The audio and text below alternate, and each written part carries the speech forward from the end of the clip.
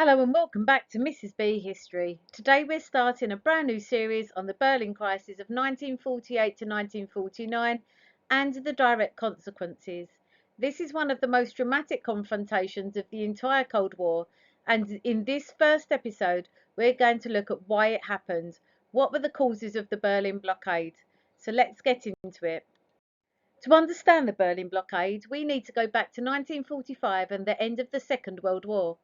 Germany had been utterly defeated, and the four major Allied powers, the USA, Britain, France and the Soviet Union, had to decide what to do with Germany to punish them and ensure that another war like World War II never happened again. At the Potsdam Conference between July and August 1945, the Grand Alliance finalised the agreement which had been discussed at Yalta to divide Germany and its capital Berlin into four separate occupation zones. Each power controlled one zone. The Soviet Union took the eastern zone. The USA, Britain and France controlled three western zones. Berlin itself, which was positioned deep inside Soviet-controlled territory, was also divided into four sectors. The Allies Control Commission, or ACC, was set up as the central organisation to coordinate decisions across all four zones. The intention was that this division would be temporary, but as we'll see, it lasted for decades.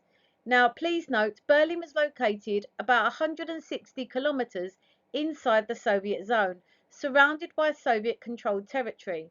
There were only two agreed land routes and two air corridors connecting the western zones to their sectors of Berlin. This geography made West Berlin extraordinarily vulnerable, a fact that Stalin would soon exploit. From the very beginning, there were serious disagreements between the Western powers and the Soviet Union about how to run their zones. These tensions grew rapidly. The Soviets wanted to strip Germany of its resources, machinery, industrial equipment, anything useful to help rebuild the Soviet Union, which had suffered devastating losses during the war.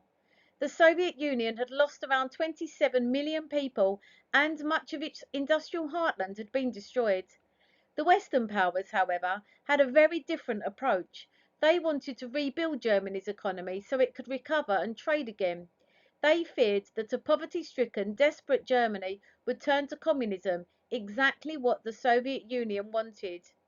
These fundamentally different visions for Germany's future made cooperation increasingly impossible. In December 1947, talks between the foreign ministers of the four occupying powers completely broke down, and the Soviets walked out. With the Soviets refusing to cooperate, the Western Allies had to find a way to run their zones effectively without Soviet involvement.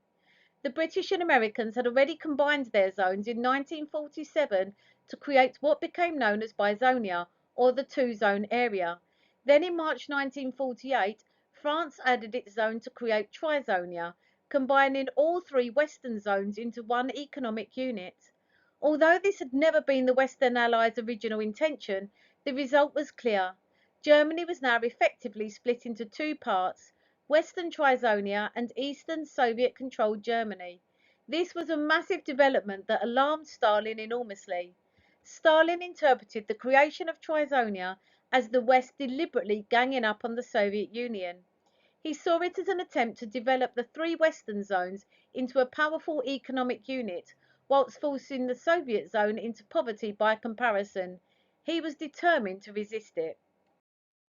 Then came the trigger that pushed Stalin over the edge. In June 1948, the three Western Allies introduced a brand new currency for Trizonia, the Deutsche Mark. This was announced at an Allied Control Commission meeting in Berlin, and the Soviets were absolutely furious. Why? Well, for two critical reasons. First, the new currency created a separate economic identity for Trizonia, a Western Germany that was economically distinct from the Soviet East.